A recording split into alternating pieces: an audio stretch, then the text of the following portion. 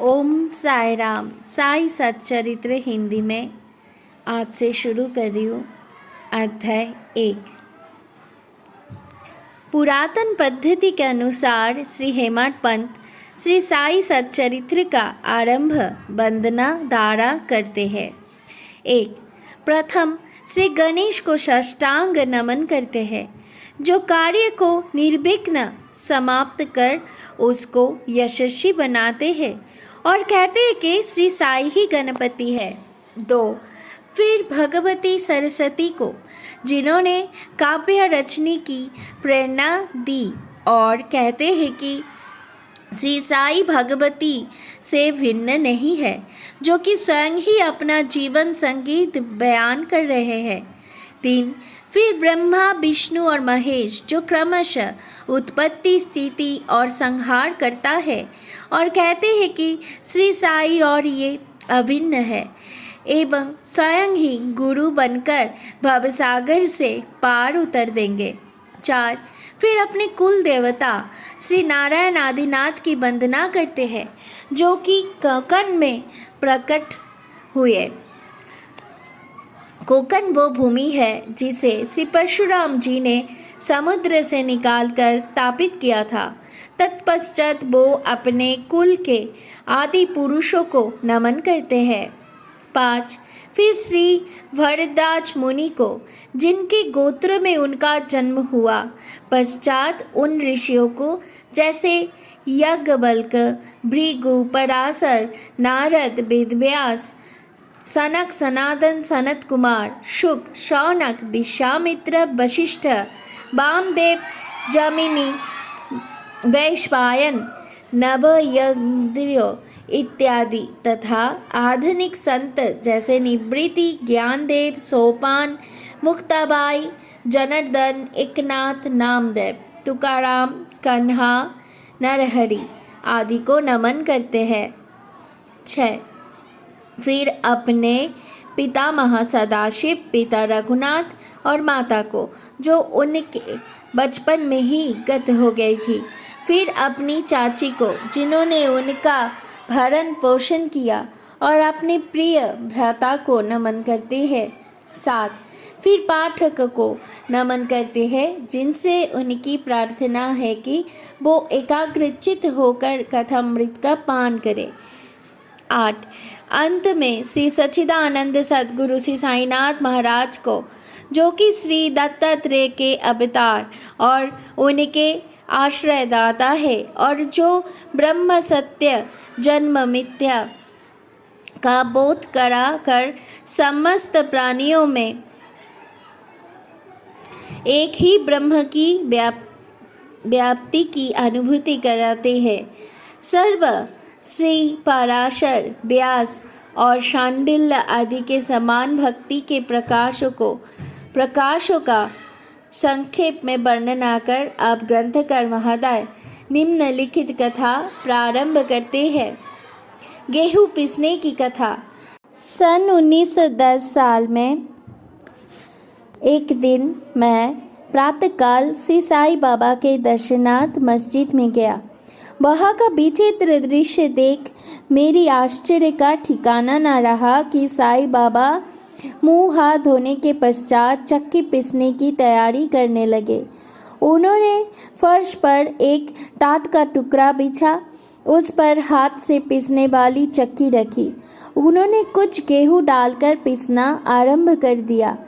मैं सोचने लगा कि बाबा के चक्की पीसने से क्या लाभ है। उनके पास तो कोई भी नहीं है, और वो अपना निर्वाह भी भिक्षावृत्ति द्वारा ही करते हैं। इस घटना के समय वह उपस्थित अन्य व्यक्तियों की भी ऐसी ही धारणा थी, परंतु उनसे पूछने का साहस किसे था। बाबा के चक्की पीसने का समाचार शीघ्र ही सारे गांव में फैल गया, और उनकी ये विचित्र लीला देखने हेतु तत्काल ही नर नारियों की भीड़ मस्जिद की ओर दौड़ पड़ी।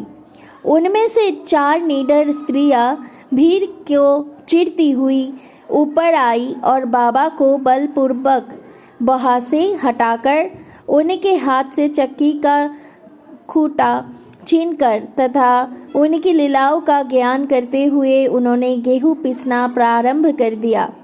पहले तो बाबा क्रोधित हुए, परंतु फिर उनका भक्ति भाव देख वो शांत होकर मुस्कुराने लगे।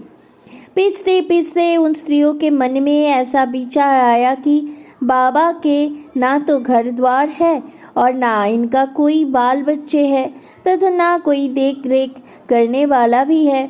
वो स्वयं भिक्षा वृत्ति द्वारा ही अपना निर्वाह करते हैं। अंत उन्हें भोजन आदि के लिए आटे की आवश्यकता ही क्यों है?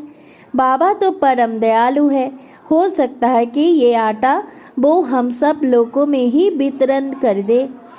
इन्हीं विचारों में मग्न रहकर गीत गाते गाते ही उन्होंने सारा आटा पीस डाला। तब उन्होंने चक्की को हटाकर आटे का 4 समान भागों में विभक्त कर लिया और अपना अपना भाग लेकर वहाँ से जाने उद्यत हुए। तब अभी तक शांत मुद्रा में निमग्न बाबा तत्क्षण ही क्रोधित होकर उठे और उन्हें अपशब्द कहने लगे, स्त्रियों, क्या तुम पागल हो गई हो? तुम किसी के बाप का माल हड़प कर ले जा रही हो? क्या कोई कर्जदार का माल है जो इतनी आसानी से उठा कर लिए जा रहे हो? अच्छा, आप एक काम करो कि इस आटे को ले जाकर गांव के मोड़ सीमा पर बिखेराओ। मैंने शिरडी वासियों से प्रश्न किया कि जो कुछ बाबा ने अभी किया है उसका यथार्थ में क्या तात्पर्य है। उन्होंने मुझे बतलाया कि गांव में विषुचिका का जोरों से प्रकोप है और उसके निवारण अर्थ ही बाबा का ये उपाचार है। अभी जो कुछ अपने पीसते हुए देखा था वो गेहूं नहीं वरन विषुचिका थी जो पीसकर नष्ट कर दी गई है। इस घटना के पश्चात सचमुच विषुचिका की संक्रामकता शांत हो गई और ग्रामवासी सुखी हो गए। ये जानकर मेरी प्रसन्नता का पारावार न रहा। मेरा कौतूहल जागृत हो गया। मैं स्वयं से प्रश्न करने लगा कि आटे और विषुचिका रोग का भौतिक तथा पारस्परिक क्या संबंध है? इसका सूत्र कैसे ज्ञात हो? घटना बुद्धिगम में सी प्रतीत नहीं होती। अपने हृदय की संतुष्टि के हेतु इस मधुर लीला का मुझे 4 शब्दों में महत्व अवश्य प्रकट करना चाहिए। लीला पर चिंतन करते हुए मेरा हृदय प्रफुल्लित हो उठा और इस प्रकार बाबा का जीवन चरित्र लिखने के लिए मुझे प्रेरणा मिली। ये तो सब लोग को विदित ही है कि ये कार्य बाबा की कृपा और शुभ आशीर्वाद से सफलतापूर्वक संपन्न हो गया। आटा पीसने का तात्पर्य। शिरडी वासियों ने इस आटा पीसने की घटना का जो अर्थ लगाया वो तो प्राय ठीक ही है, परंतु उसके अतिरिक्त मेरे विचार से कोई अन्य अर्थ भी है। बाबा शिरडी में 60 बरस तक रहे और इस दीर्घ काल में उन्होंने आटा पीसने का कार्य प्राय प्रतिदिन ही किया। पीसने का अभिप्राय गेहूं से नहीं वरन अपने भक्तों के पापों, दुर्भाग्य, मानसिक तथा शारीरिक तापों से था। उनकी चक्की के 2 पार्टों में ऊपर का पार्ट भक्ति तथा नीचे का कर्म था। चक्की की मुठिया जिसे पकड़कर वो पीसते थे वो था ज्ञान।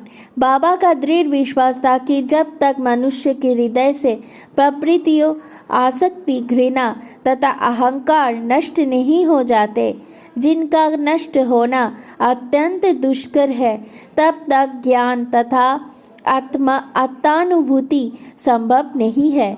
ये घटना कबीरदास जी की इसके तदनुरूप घटना की स्मृति दिलाती है।